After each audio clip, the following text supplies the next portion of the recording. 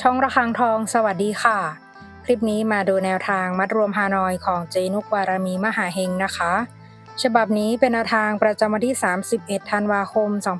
2568ค่ะแนวทางมัดรวมฮานอยวันนี้นะคะเจให้เด่นที่3ฟันที่3ค่ะ